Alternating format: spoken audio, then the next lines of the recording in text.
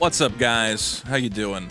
Hope you're doing okay. It's the holidays. I hope you got some fun stuff you're gonna be doing. Hang out with family, maybe open some magic cards.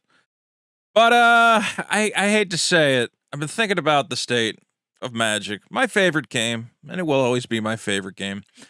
And I've been looking at the prices. I mean, I'll tell you what triggered this. Is I've been selling a lot on my Whatnot store, and you guys should come by. I've been trying to go out live daily, just selling packs. We just hang out, open some packs, have some fun. Really fun time. And I'm having a lot of fun, but as I go, I've been selling out of products, stuff that's been sitting in my closet, whatever else. I'll give the exact example. Let's see if I can bring it up. I was selling to a guy came in. He said, "Oh my God, you got Modern Horizons 2." And I said, yeah, I got Modern Horizons 2. I sold it to him for like 40 bucks a pack of the collector boosters. And then I said, "Oh, I'm out of those. I got to go get some more." And then, luckily, I said, well, luckily, Modern Horizons, I was able to go. I actually found a guy locally because you can't really get a great deal. I mean, $400 a box. Let's be real. This is actually reasonable. And part of the reason it's reasonable, we'll get into it, is that Modern Horizons 2, you know what you're going to get. Okay, you're going to get some fetch lands. You're going to get, maybe an Esper Sentinel, an Urza's Saga. Okay, the boxes made sense. And that's what collector boosters were supposed to be. It was supposed to be, listen, you like Magic, here's the new set, but you're a guy, you want the fancy foils, you want the nicest possible versions of the cards, you want to really bling out your deck.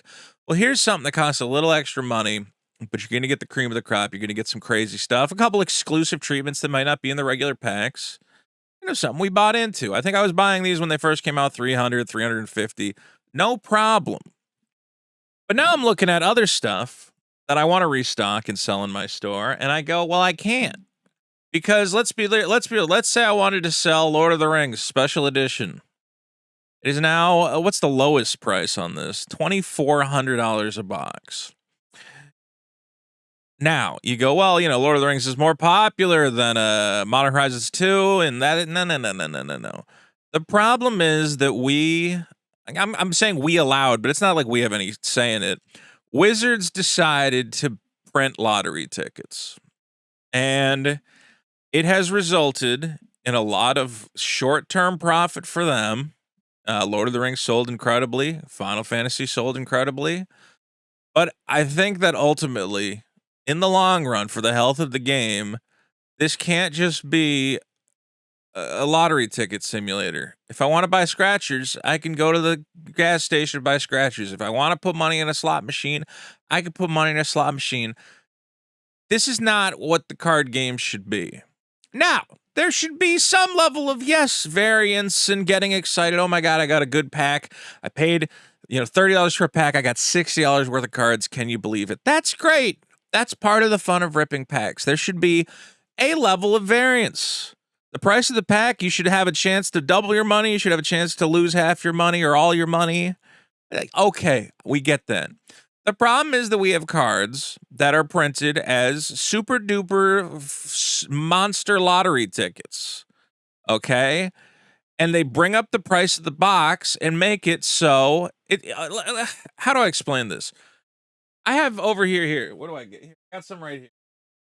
When I was buying Bloomborough boxes, and I still think Bloomborough is the right way to do this. The only reason Bloomborough boxes went to the stratosphere is because this was before Magic really took off. I think if they printed Bloomborough now, they printed a little extra supply, I think the price of Bloomborough would have leveled out and been fine. But I was buying these at $200 a box for a collector box. Ton of fun to open. Yeah, you'd get a bad box every now and again. You might get a box that didn't have a raised foil in it, and it said you got a special guest. Didn't feel great. I mean, now at this point, all the boxes are value, but I remember opening these and going, okay, hey, that box wasn't as good. I lost 50 bucks. But hey, this next box, I got a Chatterfang, which is like $100 card at the time. I made 100 bucks. And the thing about these is the raised foils, and we'll look at them real quick. I think I brought them up here. Yeah, you can show me cookies. That's fine. The thing that was great about these is it was pretty known that pretty much 1 out of every 2 boxes, I think it was, you'd get a raised foil. Now, you're not always going to get a great one. You might get Nisa, which has gone up in price. At the time, it was like $30. Now it's $60 because, again, the supply's not that high. But you might have got the Miss Bumbleflower, like a $400 card, which, again, price. You can't look at the prices now. You have to look at the prices when it came out. And that's about the amount of variance I would like with Magic. Is I think it should be one in every other box. Maybe you get one of these crazy lottery cards. Instead, the odds are insane, which makes the price of the single go insane. We look at these neon ink avatars, and it has now turned into, if you open a box of Avatar, your odds of making your money back are extremely low. At the average box of Avatar, you're going to pull a lot of junk, and you're going to feel bad. The only people who get to feel good are the select number of people who get lucky enough to pull some stupid fucking tattoo-looking bonus lottery card, or God forbid the $3,000 raised dang. But for the rest of the player base, you have built a product that feels bad. You've built losing lottery tickets. The hope of, oh my God, maybe I'll strike big, maybe I'll hit it big, maybe I'll hit it big. And so many people strike out, and then they go. And here's the thing, the mentality, I think when you had collector boxes where it was pretty even across the board, you lose $100 in a box, you go, I got a bad box, but I'll go in again. Do you really see people getting a bad Avatar box and they go, oh my God, I spent $400 on this box, I got back like $150. Do those people really get back in line and buy a second Avatar box? I'm going to make the argument, no, of course they don't. How do we know this? Because we have the Spider-Man set. The Spider-Man set, which has a couple different things. Obviously, this crazy Soul Stone, and then the super crazy Soul Stone. You have some textured Spider-Mans, which seem to be leveling off at about $300. Okay. But as we've seen, when you have a set where it's basically go big or go home, if you hit a textured Spider-Man or Soul Stone, look, we were at $900 for a box of Spider-Man. I remember when it came out, $70 for a booster pack people were charging. I think I paid $70 for a booster pack because I'm an idiot. Now we're down to about $300 a box, and honestly, I think we might get down to below $300 because this is not an experience people like. The typical person does not want their card game to feel like going to the craps table and losing all their money. If I give you $360 for a box of Spider-Man cards, I would like to get roughly $60 worth of Spider-Man cards. Not, well, hey, you got nothing but trash, but you had the chance. There was a chance that you would have felt good. You almost got you could have got $30,000. You could have got $400. You didn't. But that just means you got to buy another box. I don't think this is a sustainable pricing model for Wizards. I think the way to handle this is the way that we've handled it with, first of all, we got to stop with this. Okay, maybe you can have one of these crazy, stupid foils and make it clear to players, listen, there's not that many of them. We put like 100 out there. You're not going to get one. Don't jack up the price of the boxes. And then everybody knows, okay, they're out there. You're not going to get one. It probably won't affect the price of the box as much. The problem is when it goes, oh, you got this one, and then you got 5 other little ones, and then the price of the boxes come up, and you're creating this feel-bad situation. Collector box should be $250. I don't care. And if it's Universes Beyond, sure, tack $50 onto it, should be $300. There's no reason these need to be $400 boxes. It's 12 packs of cards. 12 packs of cards that are probably not going to contain the stupid fancy thing that you want. Okay? There should be less stupid fancy things. And honestly, I thought Lord of the Rings, the first set, did it pretty right. Okay? Let's take a look at the Lord of the Rings set.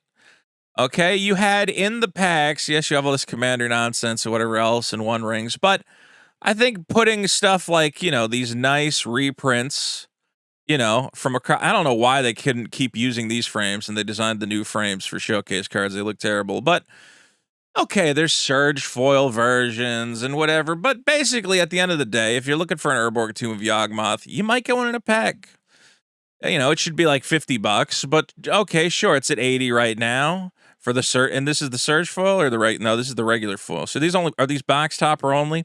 I don't know how. The other thing is you got to make it less complicated the way you distribute these cards. Okay? Look, all I'm saying is I want to feel good selling Magic product. I enjoy selling Magic product. I enjoy opening packs for people.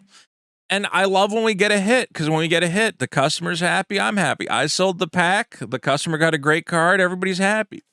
What feels bad is when I sell somebody half a box of Spider-Man collector boosters, and I basically, in my head, I'm going, well, either they get some $500 stupid Spider-Man, which they're not going to get. The odds are extremely low. Or they're going to come away from me selling it to them, and they're going to go, I had a bad experience. I spent a bunch of money trying to hit some cool cards, and I got nothing but junk.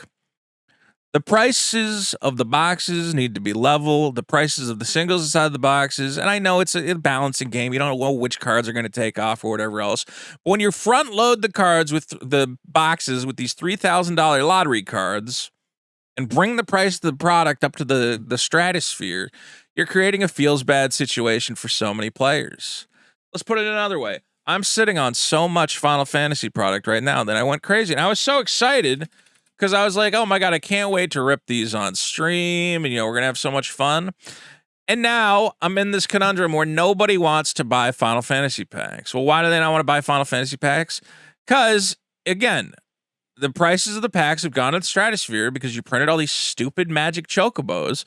So I can't just go, well, hey, it's a $125 pack. Let me make them $50 each and just lose money. I have to keep them at the market price somewhat.